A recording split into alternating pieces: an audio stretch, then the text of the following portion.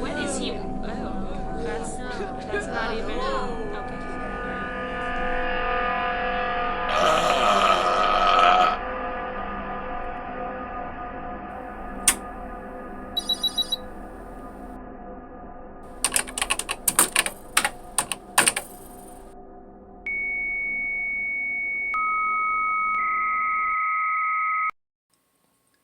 Okay, so here I've got my Commodore Model 8050 dual drive. Each drive is single-sided, stores about a half a megabyte, which is pretty impressive considering this machine came from 1980. So this is now a 41-year-old disk drive. I've got it sitting next to my Commodore Pet 4016. This is the one that has the mini Pet motherboard inside of it, so we can actually see it sitting inside there, nice and snug. Nice thing about not having such a huge motherboard in the Pet anymore is it gives you a place to store your documents. So going back over to my Commodore drive, we can see that this guy is very dirty. So it's been sitting around for years, sitting outside, not outside, but in the garage. It's been in my basement for a long time, but it's going to need a good cleaning. I've got my IEEE cable here, so you can see it has the standard IEEE connection on this side, and it's got the Commodore connection on this side. Now, when I bought this, the guy told me that Commodore had kind of mistakenly wired these things in backwards, and he said, always plug it in upside down. So I went ahead and tested the wires, and sure enough, the pins were feeding upside down. So I wrote top on that so that years later, when I start playing with this thing again, I won't screw it up. So what's really neat about this cable is that it plugs around into the back and allows you to piggyback, so you can plug in additional IEEE devices, such as a printer, additional drives. I don't know what else plugs into this thing, but if we take a look at the, we're going to go ahead and take a look at the disk drive in more detail. So let's take a look at the back of it. Set down my camera.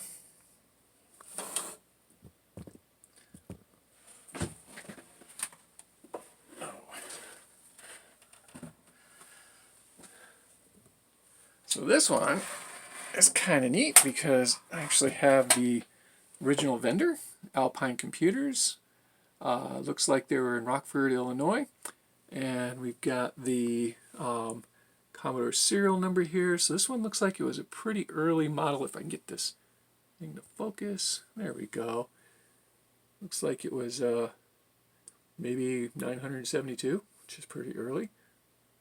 Nothing else really special along the back. There's your IEEE connector. Let's take a look at the inside of the machine.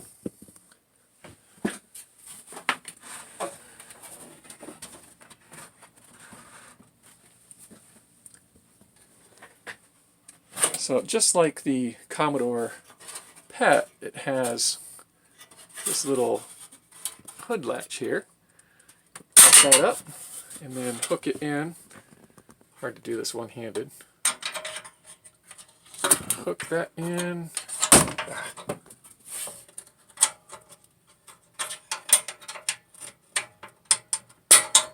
Like so. So now I'm secured and this isn't going anywhere. Now, I haven't looked at the chips on this really closely, but I understand this actually has two 6502 processors in it. Actually, I can see one of them right there. Can't really see these right now, not with my vision. Can see the dual drives here. So you got controller board here, dual drives. One thing that's really cool with this machine is the way the drives actually work. So to unload the drive, you just push it down and then pull it up, pick it up. I've taken my drive out. I'm going to put it in, push it till it clicks, and push this guy down like that, and now it's loaded. To unload it, same thing. Push it down, and it comes out. So let's go ahead and take a look at this, and we're going to plug it in and see if we can get it to work. Okay, so what we want to do here is turn on the Pet first.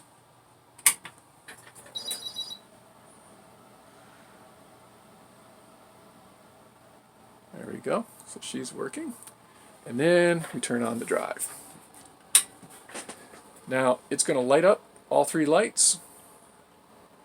And it's going to flash. And the green lights tell me that everything's okay. Now I can test, find out what version of DOS we have here. Don't remember the file. Okay, to find out what version of DOS we've got, I'm going to do a print ds $ command. That has gone to the drive and it's reading the DOS version as version 2.5 on the 8050 drive. So that's a good thing. Now, this disk I've got in here is a double density disk. I'm not sure if that's going to work or not. And again, this has been sitting in a garage for who knows how many years, and then I got it and I've got it sitting down in my basement, and you can see it's not looking too hot. So I can try opening a channel to it.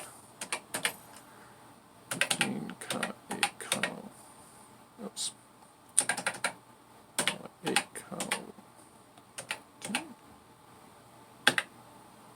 Okay, so I've opened a channel to it. I can try a directory command.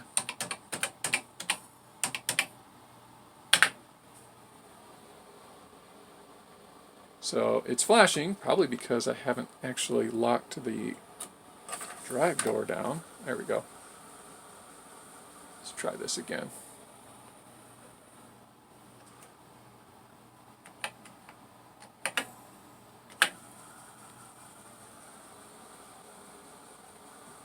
So it's trying to read. I know it's going to fail because I know that this drive is not formatted properly. Well, you can't see inside of it.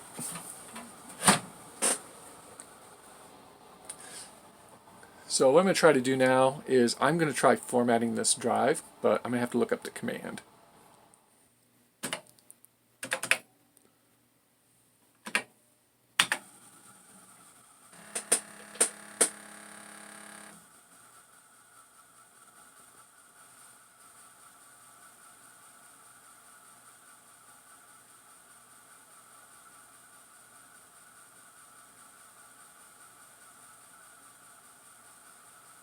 Okay, so it's obviously not formatting, and I've got a red error light. So what I'm going to do now is try cleaning up this drive and see what happens.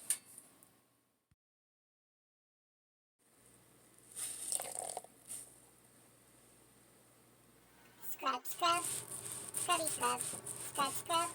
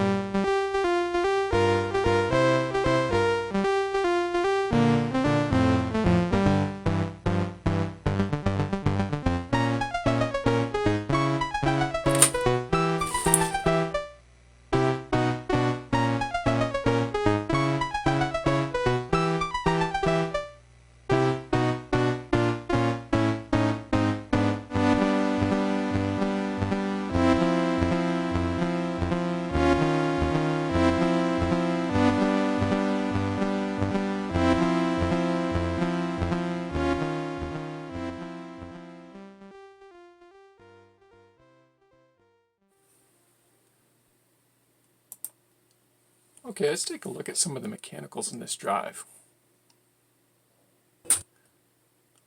So when you push the disc in, you get a nice snap. As you can see, there's a peg and a ramp. Pushing it down, it's kind of mushy. But then you push down again, it pops back up. You can't force it up, you have to actually push down. Here's a close-up of the ramp at the pin.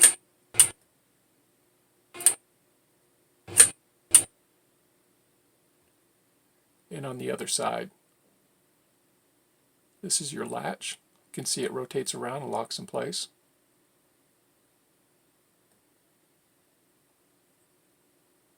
Here's the disc write protect notch. It's actually riding on a micro switch.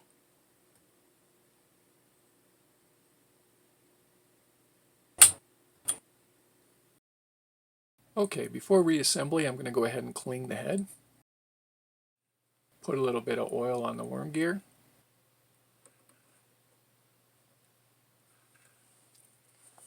Work it into the worm gear. And now reinstall my drive.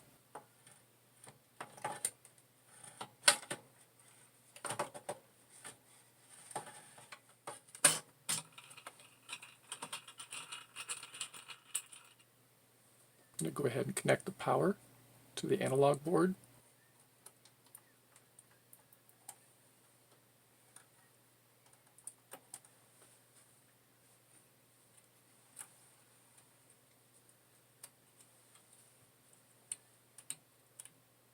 Connect in the control lines.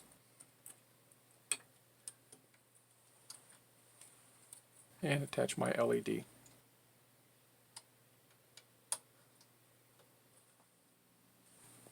Let's power it on.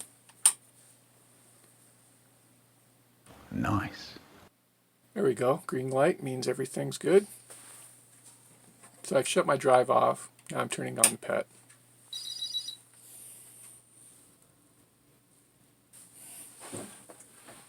Followed by power to the drive.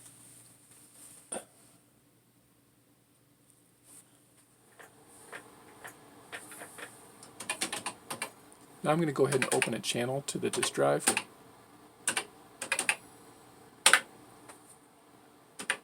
And I'm going to try format a disk.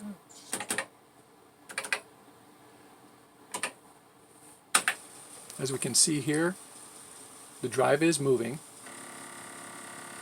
And it's knocking.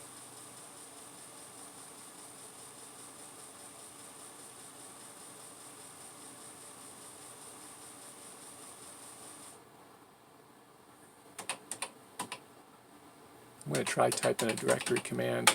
I know it didn't format, but it's worth a shot.